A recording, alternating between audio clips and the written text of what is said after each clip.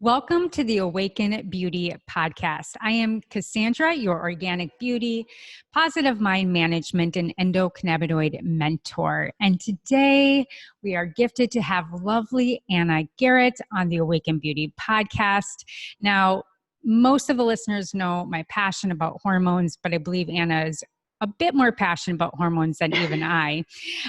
But today we're going to talk to Anna about all facets of perimenopause and menopause and all the trickle-down effects of how it affects women in our mental and physiological health. So before we jump in, I'm going to talk a little bit about who Miss Anna Garret is. So Dr. Anna Garret has been a clinical pharmacist for over 20 years and has worked in a variety of practice settings. While traveling her career path, she discovered that working with women in midlife is her true passion. She offers a variety of services, including hormone balancing, weight loss, and health coaching designed to help women in perimenopause and menopause escape from hormone hell and feel amazing.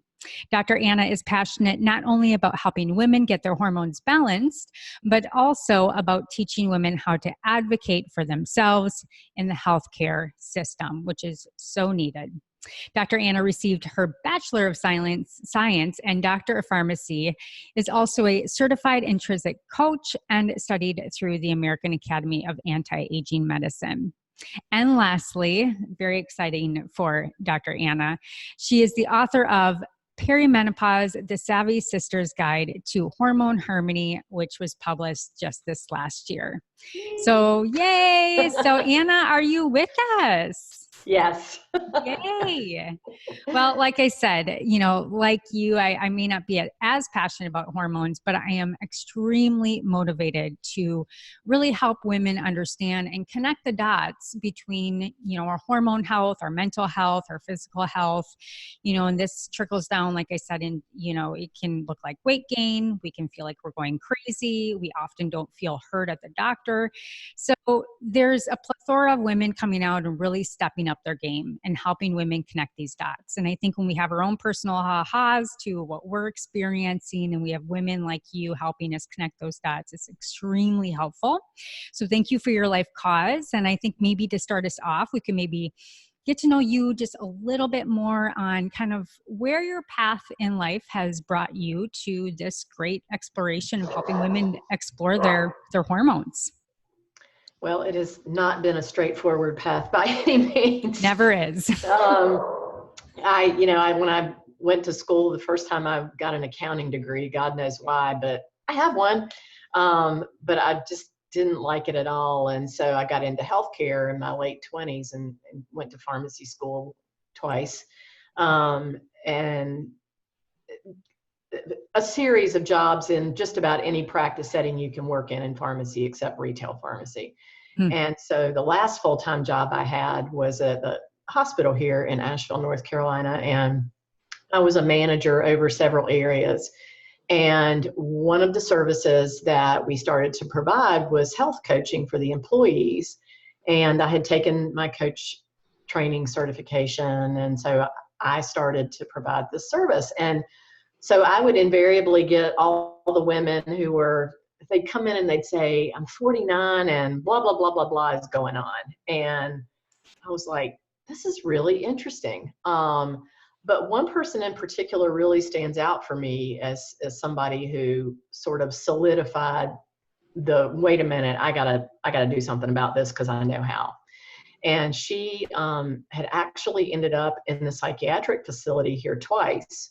Once on the good side, as she puts it, and once on the bad side. And the good side is when you check yourself in, and the bad side is when you try to commit suicide. And she got on all these psychiatric meds, and she was like, I just knew that I wasn't going crazy. I knew it was something else. And so ultimately, this was before I even started my business, she ultimately wound up with a doctor who specialized in hormones and checked all the hormones and found that she was completely depleted of everything. And so she got started on some bioidentical hormone replacement. And it was like the light bulb went off. She got off all of her psychiatric meds and just was like a new person. Wow. And I was like, really? I don't know anything about this. Let me go find out. Yeah. So I spent the next, I don't know, 2 or 3 years kind of poking around the edges of it. And I had a friend who lived in Durham, North Carolina, who owned a compounding pharmacy. And I said, can I come spend the day with you? It sounds like you're doing some really neat things. And so she was doing hormone consultations, and I spent the day. And when I walked out the door, I knew that that was what was going to happen. So you're right Yeah. here. So you definitely saw the impact, that simple changes, complete understanding and understanding your baseline and where you can start laying those brick layers of putting the puzzle pieces back together. And, the short change is often women end up at their doctor. We're in this medical system, just it is what it is, negative or positive, it's needed. And we have maybe 10, 15, maybe 20 minutes to converse with our doctor. And these are really, really impactful times in women's life, whether it's depression or PTSD or all of these things. Mind, body, and spirit is all connected. And so when we're going to the doctor and we're trying to figure out our hormones, one, I think lack thereof of education on, some of the doctor's part because of the constraints that they have. And women ended up on Google finding all these different things, going in with exceptional amount of fear and all these different fragmented pieces that they think they have. It's really hard for these two things to kind of come together and women to feel heard and the system to be able to deliver their needs. And so my assumption is, through all these different paths that you've been down, and now with your book, you really have been able to kind of create that triangle top down and help women understand what it is, what affects them. And so maybe we can, start at, your new book is about perimenopause. Right. And so let's maybe just dive into what is perimenopause? When do women start to experience it? Kind of what are some of those top line symptoms, so to speak, so that women can first be aware of what it is and how they should prep for it? So perimenopause is a time period that lasts anywhere from 5 to 10 years on average for most women. And it begins when you aren't ovulating as frequently as you once did. So you may not ovulate every month. You may still have a period, but you may Right. not ovulate. And so when that happens and you don't ovulate, then your progesterone levels begin to fall, and they fall pretty quickly. Mm-hmm. That sort of kicks off the whole cascade of things. And so the most common signs of it look like a lot of other things. So you may have new anxiety, or you may have insomnia, or you may begin to gain weight, or have mood swings, or breast tenderness, or fatigue. And so most of or crazy periods, that's another one. Those things are fairly non-specific, at least anxiety and insomnia and fatigue, are kind of non-specific. Right. And so what happens is a woman in her early 40s shows up at the doctor's office and says, I'm having anxiety and I can't sleep. And nobody's thinking perimenopause, No. because the doctor's going to say, you're too young. Mm-hmm. And they walk out with an antidepressant or something like Xanax or another benzodiazepine, maybe birth control pills. Right.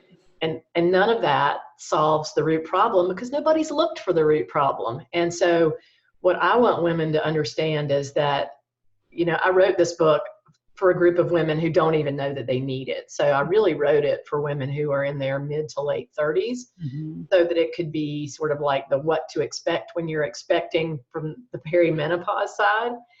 And so that they could get educated and go, that's really interesting. I've never had insomnia before, or anxiety, that's not like me, and begin to try to put the pieces of the puzzle together themselves so that they can go to their doctor, or they can contact somebody like me who knows what to look for. And I want to go back, we might be getting to this later on, but I want to go back to the medical system for just a second, because I notice in menopause groups, there's a lot of doctor bashing that goes on. It's like, why don't they know what's going on? Right. Well, the medical system is not aligned. The incentives in the medical system aren't aligned to incentivize any doctors to go get educated on hormones. And it's not something that they learned in medical school. There was actually a study done a year or so ago by AARP where they surveyed OBGYN residency programs. Okay, so OBGYNs, we think they are the hormone experts, right? 20% of those programs had any education in hormones at all. And of the 20% that did, most of it was elective. And so we wonder why nobody knows anything, because they're not taught it.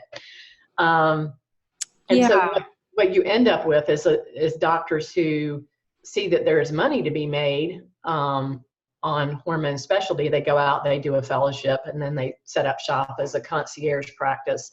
And it still leaves most women kind of on the outskirts of getting good quality care. Yeah. And I think that's alarming, 20%. I mean, women are trained to think OBG, like, well, who's your OBG? And they think they're going to someone that's going to, authentically and really love them and help them and where they're at in this process of life. And the antidepressants, the birth control, Dr. Jolene Brighton, thank her soul for coming out with the book that she did and being able to help young women. And I really love where you said that this book is for what to expect when expecting for women in their late 30s, because, approaching 40 very soon, I myself have had a myriad of hormone issues that maybe are very disconnected, but more so brought on by stress and different myriads. And so what woman isn't really bombarded by stress and this whole mind-body piece that's exploding right now? We're starting to finally understand the importance of stress and how it breaks down our hormones. So the whole system is kind of set up for a lot of hope, but women leave even more frustrated, even more fearful, and even more lonely, in which they end up, like you've said, on these online programs and in these different Facebook groups. And there's just a lot of people that speculate and have different experiences that isn't really helpful for someone that's individually going through things and has maybe a toxicity issue, maybe it's a hormonal issue, maybe it's a genetic issue, and it really needs to be taken seriously. And so I really appreciate that you lay the groundwork in this book for women that aren't like, oh my gosh, I'm here now, what do I do? But how do we really trace this back and get to younger women and say, taking care of your hormones is incredibly important on your now years and what you're going to experience in the next 10. So great job on that. So yeah, is there anything else that you want to share on that piece? No, I don't think so. I just, when I see doctor bashing, I just kind of go, because I know that it's not their fault. I've worked in a doctor's office and I know what kind of pressure they're under they're production workers. They're a factory model. And it's unfortunate that everybody doesn't get that kind of training and can't offer women the help that they need. Mm-hmm.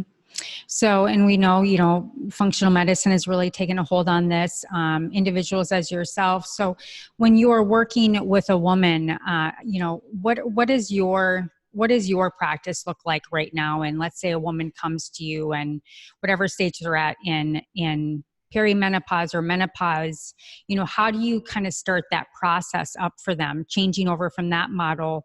What does a model look like for you, and how we can start to measure these different baselines to help them along in their journey?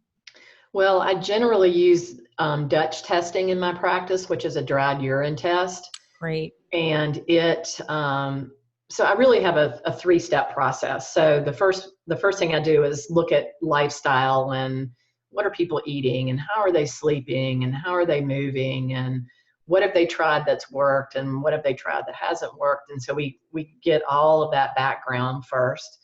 And the first part of my written plan for anybody is always about their lifestyle. So what do we need to change? And a lot of times just getting rid of sugar and alcohol fixes everything. A little bit of stress management and we're good to go. And, I love what you said about stress, because my belief is that stress is the underlying cause of almost all hormone imbalances. Because you look at countries that are less developed than the United States and other, really developed countries, and they don't have this. Right. Women just go through menopause. It's not a big deal, and everybody's not just suffering. And to me, the stress is the linchpin of what's going on. So with lifestyle, let's stop there for a moment, because lifestyle is, I think we'd probably both agree, maybe 75% of the whole picture. Mm-hmm. A lot of women, I feel, suffer from a lot of the same things with lifestyle, and that would be stress. But you mentioned that, sugars and alcohol and some of these things, obviously, they mess up our adrenals and deal with different insulin issues. What are some of the biggest things that you believe that women can do based on their lifestyle that can make big changes right away? So, number one, sleep. Now, people will watch this and go, but Dr. Anna, if I could sleep, I would. Mm-hmm. And there's some truth to that. But at least allowing a container for sleep. So allowing yourself 8 or 9 hours to go to bed, even if it's broken sleep. We can do things to work on the actual staying asleep part. But, if you're going to bed at midnight and getting up at 5 a.m., you just can't. Right. And our bodies are allowed to heal when we sleep and to rebalance and reset. And so if you are burning the candle at both ends, there's just not a workable way to get everything back in balance. There really isn't. And I think people don't understand that, and they can just like gun their way through it. But eventually their body goes, yeah, not so much. And then that's when the adrenal issues start. A real game changer for a lot of people is to give up alcohol, because if you have night sweats and hot flashes, I can guarantee you if you stop drinking alcohol, that's probably going to get better. And what is the link with alcohol and night sweats and those that you find that is so impactful in stopping drinking? Because the glass of wine at night really does do the trick for a lot of women in their mind. Well, it's the go-to strategy for a lot of women, and myself included. But so alcohol does a lot of things. Number one, it raises your estrogen levels, and so when your estrogen level goes up with that glass of wine and you go to bed, that estrogen level is going to come down sometime during the night, and that's what hot flashes and night sweats are related to. It's the big ups and downs in estrogen. The other thing that alcohol does is it raises your blood sugar. And Right. So again, blood sugar goes up, blood sugar comes down. And so sometimes night sweats can be related to hypoglycemic episodes. It also affects your cortisol, and cortisol is related to night sweats and early awakening in the morning. So it's just, there's no real upside to alcohol other than, we think it makes us go to sleep faster, which can be true, but it will basically break your sleep in the middle of the night. So speaking of cortisol, I have a question for you. So you do the Dutch testing, which is a profound test. I mean, I think they're really leading the market in it is markers. It's so fun. I love following Dr. Carrie Jones over on there. She's great. She's got a lot of great information. But I do my 4 cortisol like probably 3 or 4 times a year, because that's something I'm really focused on. And so when you're looking at tests, and if you could maybe give a percentage of like how many women's cortisol is flipped, what would you say as, in your kind of bundle of women that you find that cortisol level is just really rising at night and then tanked in the morning and just takes a while to kind of get back up? Do you see that as a statistical commonality, or is that rare? No, it's not rare, but I couldn't really put a number on it. That nighttime rise is, I bet you I see that in 50% of the people I deal with. And the people that are really low in the morning, like I recently redid mine, and I was like, that's a terrible cortisol pattern. But what I also realized was that I wake up really early in the morning and I don't always get up. So I may have missed my cortisol awakening response, which made my pattern look completely flat. I was like, I should be dead. Right. Yeah. But I rarely see somebody whose cortisol pattern is just nice and circadian and right in the middle of the range. There's usually something going on. And something else that I see really commonly is the mismatch between free cortisol and metabolized cortisol.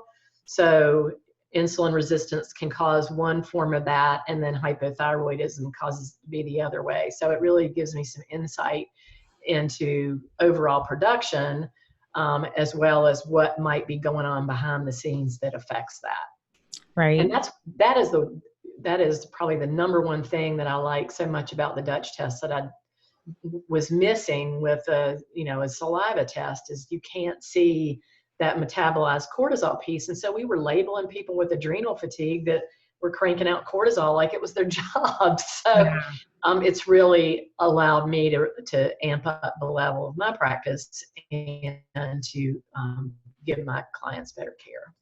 Yeah, I think that's great. And I think, on the note of adrenal fatigue, and maybe you can speak into this. I think it's kind of blown out of proportion of really understanding adrenal fatigue, because, I always call it like the stress pedometer. We're really low and depressed and we can't get out of bed. And then there's like this healthy stress that's right in the middle. And then we're kind of over here, and then we're tanked. And by the time we get to functional adrenal fatigue, like you're way over that marker. And yes, you hit rock bottom. And so women just continue to function at the level, that 3-bar, 6-bar, 12-foot bar.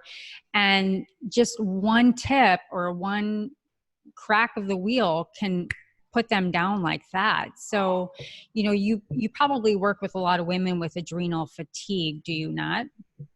Well, I work with a lot of people that have adrenal dysfunction. On their way to adrenal fatigue, let's call it adrenal dysfunction. Yeah. I mean, true adrenal burnout is a medical emergency and requires things that I don't do. But it's just interesting how many people have really low cortisol, and they'll be like, yeah, I go to CrossFit 4 days a week and I'm just going to keep doing that. So that's what keeps me sane. And I'm like, no. Yep. You're not. Yeah, you're on the track to what we just talked about, and a collapse. And stressors on the body. Exercise is a stressor on the body. Even the ketogenic diet can be a stressor on the body. So it's really helping them understand. And that's why you always start with the lifestyle. I mean, all of these different factions really, really matter. The sleep, how hard you exercise, how much you exercise. And we really have to look at them all as stressors on the body, and how we can really make sure that we keep those balanced and that we listen to our body. Well, and other things that are stressors are things like skipping meals. Right. Being in air conditioning all the time, because your body needs that up and down in temperature regulation. And people don't think about things like that being stressful. Right. But it all adds up. And that's what I tell people. I said, it's just like layer upon layer upon layer. And then once they're there, they're like, well, can't you just give me a supplement and I'm going to be better? I was like, yeah, in about 12 months, you will be, because it's not a fast fix. And it really requires some exquisite self-care to heal that kind of stuff and get back on track.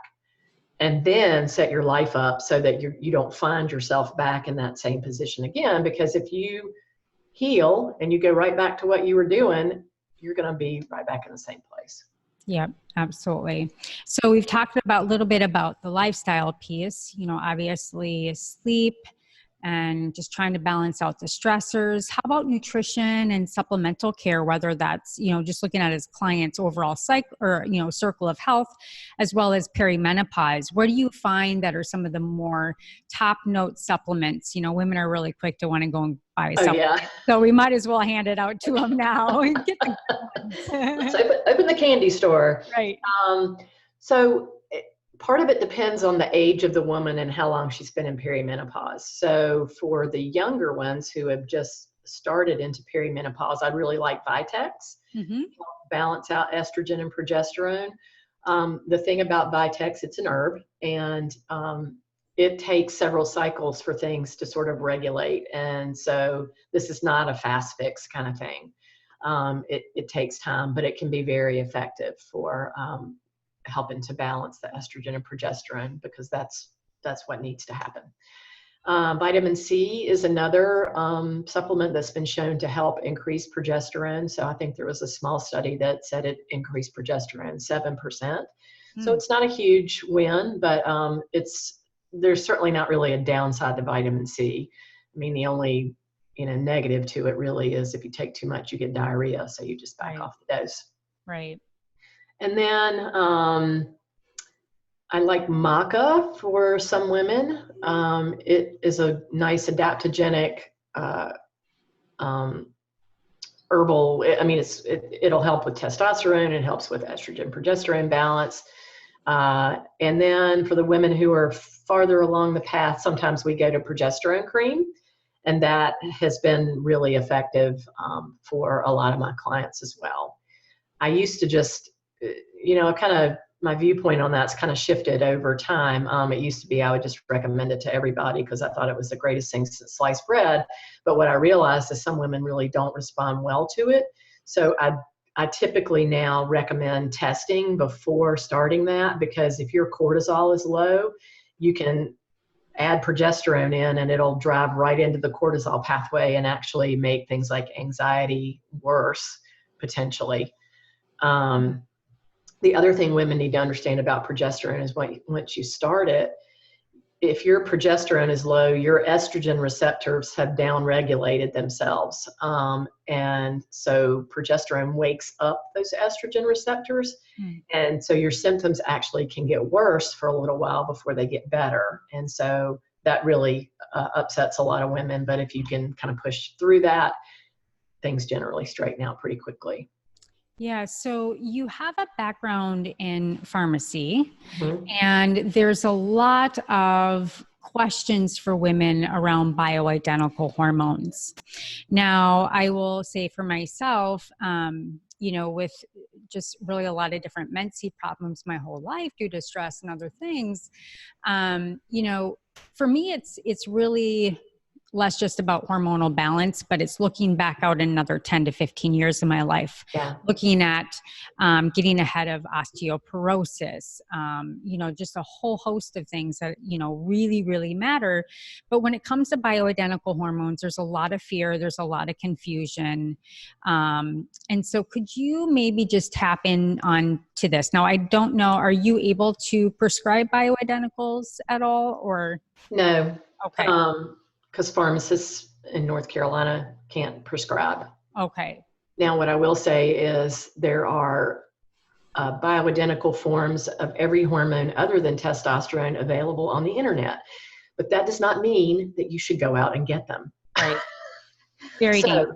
The point really is that I have a lot of things I can work with that don't necessarily need a prescription. And honestly, the clients that want to see me generally are trying to avoid prescriptions. So I tend to attract women who, it's so funny being a pharmacist, it's like I get all the people who don't want drugs. Just tell me how to address my lifestyle. I don't want that stuff. Well, I went to school for 6 years for this. So anyway. Well, I think they hear the words like breast cancer and could increase cancer and cancer and cancer and cancer. And they're just like, don't want to go there. Tell me what I can do before I get to that step. But some people need it. So yeah, absolutely. And it can be a real game changer for people. So let's talk about cancer. Right. So the study that got everybody all panicked about hormones came out in 2002. It was called the Women's Health Initiative Study. And I want to talk about this because it's really important for people to understand what that study included and what it showed. So they took women who on average were in their early 60s. And the ones who had hysterectomies got estrogen alone, oral estrogen alone, Premarin specifically, which is made from pregnant mare's urine. Okay, so that was one group. The second group, who had not had hysterectomies, got Premarin plus Provera, which is a synthetic progestin, not progesterone, in combination. And the purpose of the study was to look at the effects on bone health and heart health, and I can't remember what all they were actually trying to study. But it was stopped early because the women in the combination group were having higher incidences of blood clots, heart attacks, and strokes, and a higher incidence of breast cancer. Okay, so everybody just lost their minds. Right. And women all over the country were pulled off of estrogen immediately. And estrogen was marked with the big red X, and it's like, no, it's dangerous. It causes all these things. Well, that study has been reanalyzed about, I don't even know how many different times in various pieces. But ultimately, what was found was that the synthetic progestin was the bad actor in the study, and that's what increased the risk of breast cancer. So with progestin, progesterone, progestin, can you define the differentiation? I mean, there's precursors, there's all these different things. Can you define what progestin is from progesterone for our listeners? So the medical community has this bucket called progestins, and everything but progesterone, and it's lumped in this bucket. Everything but progesterone in that bucket is synthetic, so it's man-made. It is not similar to a compound that your body makes. Okay. Progesterone is the same chemical structure that your body makes when you ovulate. So it's a synthetic form. It is not bioidentical with the body. Okay. But progesterone is. Yep. Okay. Good. So back to the study. So the estrogen alone group actually had a small protective effect against breast cancer. Mm-hmm. Okay. So Provera, synthetic progestins, bad. And that actually was borne out in a fairly recent study of low-dose birth control pills and hormone-impregnated IUDs, where they also showed a slight increase in breast cancer risk in people who use those products. So that kind of was confirmatory about that result. Let me think about where I was going with this. But okay, let's talk about heart attacks, blood clots, and strokes. Mm-hmm. That actually was real. And that's because it was an oral form of estrogen. And when oral estrogen passes through your liver to be metabolized, it increases the amount of clotting factors that you have. And all three of those things are caused by clotting issues. Mm-hmm. And so for that reason, I rarely, if ever, recommend being on an oral estrogen. There are patches, there are gels, there are creams, there are so many other dosage forms that why take the risk?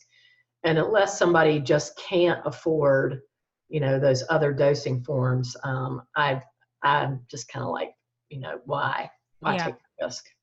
And I see that common where, the estrogen, all the different families of estrogen will be put on as a topical, mm-hmm. or can bypass that liver pathway. Yes. And progesterone has been now more so. Now, we understand that there's yam creams and all these different progesterone creams like you were talking about. You would just, everybody go get a progesterone cream. I mean, women even use it on their face for anti-aging. Mm-hmm. But do you see that progesterone actual internal intake is actually more impactful? So it's kind of the flip where estrogen is transdermal, progesterone internal. Do you see more of an effect with progesterone being internally taken versus these topicals?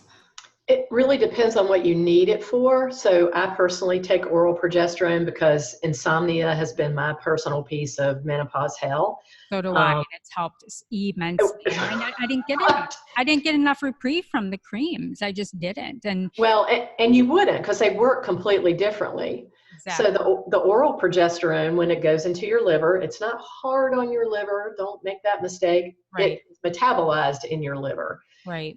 As are many drugs. And it makes a compound called allopregnenolone, which mm-hmm. is what makes you sleepy. It crosses mm-hmm. your blood-brain barrier. It makes you sleepy. If you use cream and you bypass your liver, you don't get that same benefit. Right. But it can be the creams can be very helpful for heavy periods or anxiety or things like that. So it really just depends on what the situation is. Yeah. So that's just another example of a nuance why it's really important to be in touch with someone like you, because, I've been taking progesterone, but it hasn't worked, or using progesterone for infertility. There's all these different avenues mm-hmm. of why we use them and how to use them and what's best for you to not get clogged up in the body or stored or just peed out, really. So yeah, I remember my first time I took progesterone pills internally, and I was like, I called my friend Ann. I'm like, I'm on my way to bed. I've never been so exhausted in my life. I had not felt tired for probably 18 years, so. Well, I tell my doctor, I'm like, y'all gonna have to pry this out of my cold dead hand because I've never given this up. Yep, absolutely. I love that. I think other supplements that come to mind that are really helpful for women, which I know are probably a part of your list, would probably be magnesium. I mean, I'm sure Oh, definitely. huge outcome with magnesium in women, how we're deficient with that. So Definitely. And adaptogenic herbs, I love adaptogenic herbs to help with cortisol, whether it's high or low. I mhm. don't think I have any clients that I haven't recommended an adaptogen to. So what are your thoughts on DIM and calcium Deglucarate. glucarate and some of those, because I feel like those can kind of be some of those products too that women just go and grab and maybe sometimes aren't Yeah. appropriate. So you need to know that you need DIM. Yeah. And this is where the Dutch test really shines as well, because we get to see those metabolic pathways, so we can see if it's sluggish and needs some support, and we need to make sure that your metabolites are going down the safest pathway to help you not get breast cancer. That's great, and we can manipulate that pathway with DIM. But if your estrogen is already low and you start taking DIM, you are not going to be happy about that, because it's going to further lower your estrogen and potentially worsen your symptoms. Calcium D-glucarate is really helpful for that phase 2 metabolism of the estrogen, where it's eliminated from your body. So there are some women who, don't methylate well or have other issues going on. And so a DIM product that includes calcium D-glucarate is great, because you killed two birds with one stone. So again, this is where you need to understand what you're doing. Yep. And I Absolutely. think that's true for everything, but this is particularly something that you need to understand what you're doing. Yep. Now, one piece I wanted to explore with you, because I think it's very important because of our lifestyle as women and as men too, is this estrogen dominance syndrome. I think I heard a statistic, 70% of women will be estrogen dominant at some time in their life. And Yep. most women will never know that they're estrogen dominant. Now, I personally am a very estrogen dominant person, but lack estrogen. And so this is that thing where, okay, well, should you take DIM? Well, if you're not methylating correctly, like, it doesn't really necessarily mean you're actually producing estrogen. It means that you have toxicity in the body, or you're not able to get rid of the estrogen. Right. You really have to then look at, it's not a hormonal issue per se, but a detoxification issue. Exactly. So maybe you could explore a little bit about the impact that you've seen with estrogen dominance in your practice with women. It is 90% of practice. Yeah. Yeah. And so that is what results in weight gain and breast tenderness and, bloating and all the things that just women find so irritating and annoying. And you're right, it can be either a production issue or a lack of elimination issue. So there are some things that are really important to consider. First, those metabolic pathways. And the second thing is constipation. Because if you are constipated, you are recirculating your estrogen over and over. And I think women that probably never even comes to mind that, oh, estrogen is eliminated in poop. Who knows that? Right. And then and everything else and all the other toxins, you're exactly. retoxing not only toxicity, but your estrogens. That's really interesting. I've never thought of that. Good point. Right.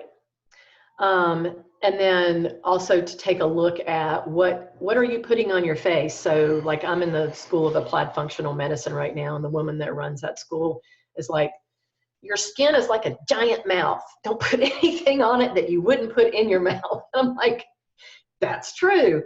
And so cosmetics are just full, cosmetics, sunscreens are just full of chemicals that are endocrine disruptors that basically go into your body and sit in your estrogen receptors and allow that free estrogen to just keep circulating around and not do its job, and to cause estrogen dominance that way. And then in women who are overweight, fat tissue actually makes its own estrogen. And so it's like this vicious cycle where it's just overload, overload, overload. And so, some of the things that I work with my clients on are gut health, for Mm-hmm. constipation.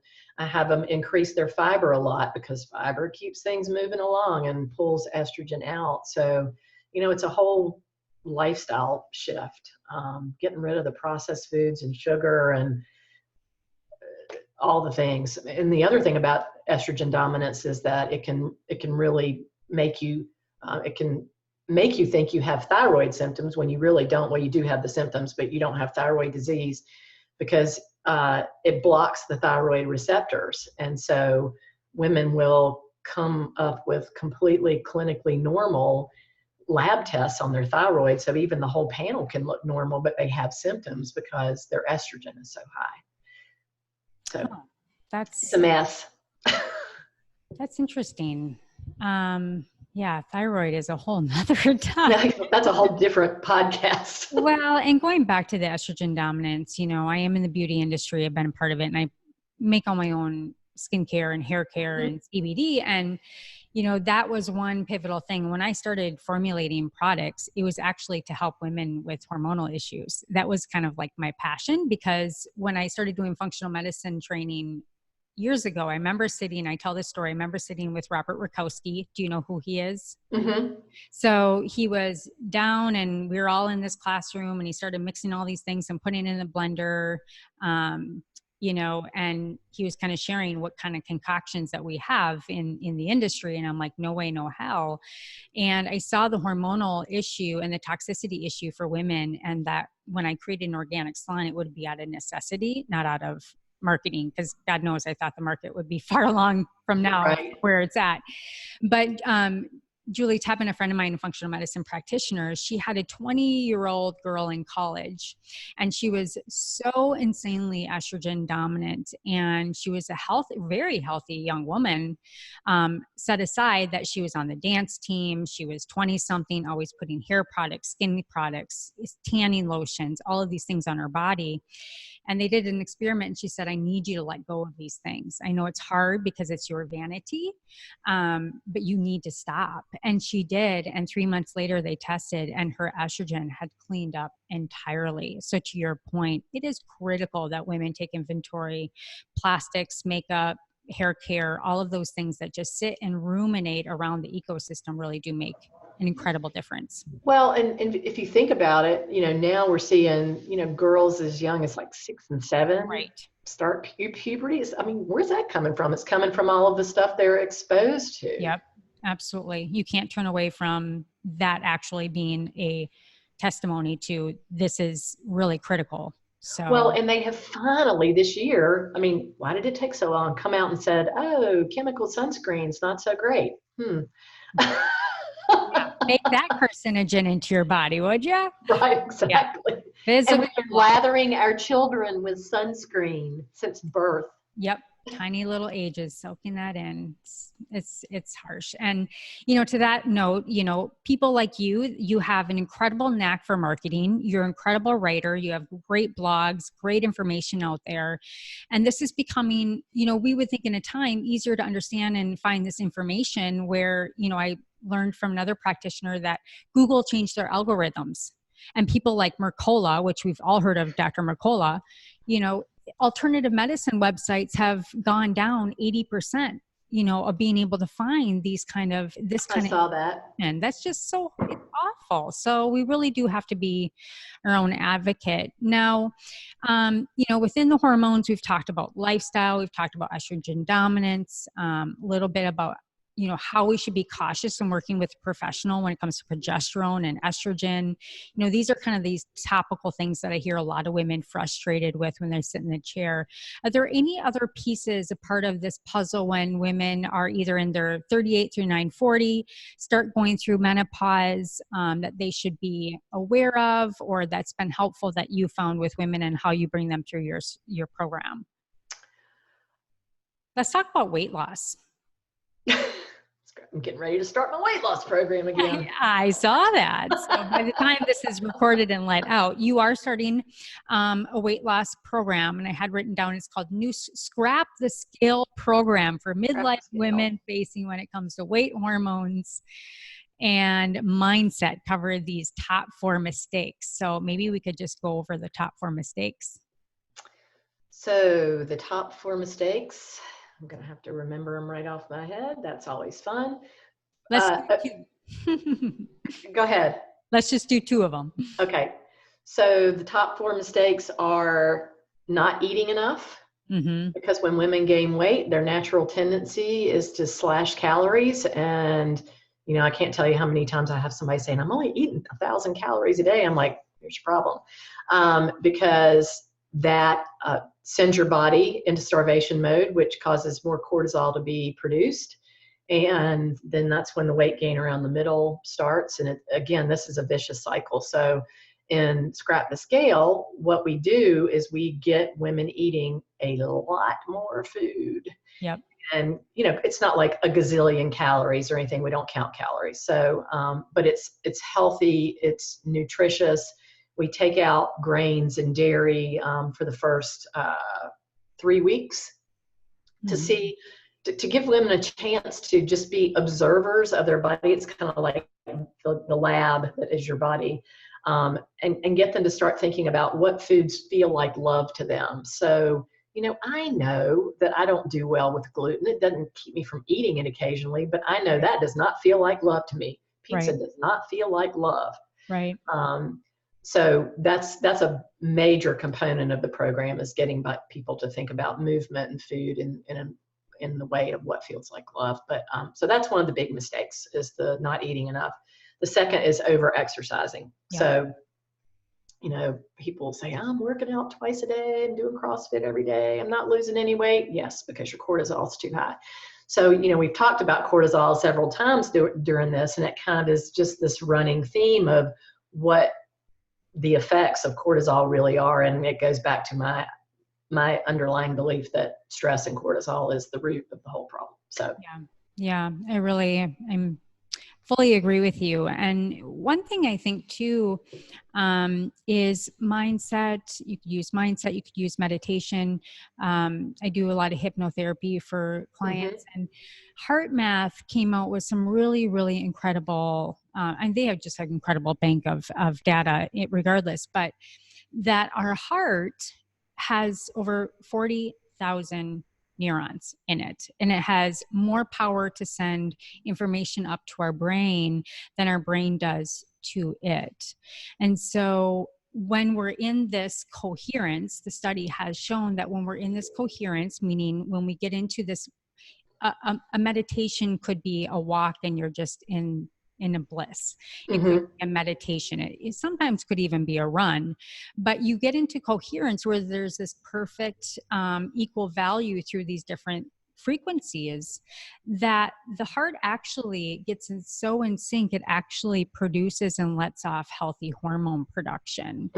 And so, you know, there's the exercise, the food component, but when we really, really get down to brass tacks, that it's completely free, accessible to everybody, is really learning how to manage our brain and manage our stress components and understand what stressors really are, because we have all these perceptions of what we think are stress, but what are they really? So I think that's another component. And I'm sure you would agree with just seeing the women so stressed out coming into your practice and working with meditation. Absolutely. And, you know, in Scrap the Scale, we really get into, what are you using food for? Is it fuel, or is it to numb you? And what is behind the numbing? Is it because you don't have pleasure in areas of your life? Have you just forgotten how to be mindful with your food? I mean, I have a client right now, I swear to God, I said to her last weekend, I want you to sit down at a table without anything that has an on and off switch and eat your food. Right. She did it one time. It was so uncomfortable that she just couldn't do it. She was like, I ate on the couch the rest of the time. I'm like, come on. Yeah. And she's a psychologist. Wow. Yeah, I mean, we've gotten in this pattern of constantly numbing out ourselves and not being present with ourselves, and not being present and emotional with our emotions, and vulnerable with ourselves, let alone we're able to be vulnerable with other people. And so, Yeah. I mean, you enter a program like yours and we invest in these things, but we only go at it 20, 30%. It's just like me buying every marketing online program, but I Right. never finish a damn one of them. Right. You're my marketing guru too. So I just think it's really important. I think, the lifestyle and the mindset is probably the first and foremost. And I'm just saying that to say that to myself. I'm sure you remind yourself of that. But for women to think all these supplements and all these programs and even understanding your hormones, it doesn't matter at the end of the day if you can't control your own stressors and your own Yeah, mind. It just doesn't matter. exactly. Yeah. So you have come out with your book. So are you Yes. doing any fun like book tour? And I saw online today that you have this Medipreneur like program and you invite other pharmacists in and you help them with that, or do you still do that? Uh, I did that for 2 years, this past April and the year before. So I helped get it started. But Wow. speaking of stressors, Yeah. something on my plate had to go, and that was it. Okay. So Metapreneurs does still exist. My two people that I started it with are, have taken it and are running with it to Cincinnati next year, which is great. Right. It just did not feel like an absolute yes to me anymore. Yep. And I had other things I wanted to do. So I'm in the process of figuring out, where I want to go to do book signings. I'm lining up one in Atlanta. I've done one here in Asheville already. I basically kind of took the summer off to play. Yeah. As So you the should. book has not been number one on the radar screen. I'm getting ready to go to Africa next week. So um, That's that's my, right. You're going on vacation. I love yes, it's that. my Well, 60th birthday present to it's myself. your 60th birthday. Well, happy birthday. Thank you. Oh, that'll be a ton of fun. It's so good to get out of our ecosystem and open up Yes. our brains and get out of ourselves. Well, I want to congratulate you with the book, and I actually am going to purchase it tonight, and I'm really excited. And at the salon, which you can see behind me, I have Hmm. a host of really incredible women, and that book is going to lay in our Oh, great. room Thank over there, you. so women can open that up and read it. Is there Awesome. anything else that you would want our Awaken Beauty listeners to know about you, and where can we find you? You can find me at www.drannagaret.com. You can also find me on Facebook on my Dr. Anna Garrett page. And I do have a private Facebook group for women who are in any stage of midlife transition called the Hormone Harmony Club. Okay.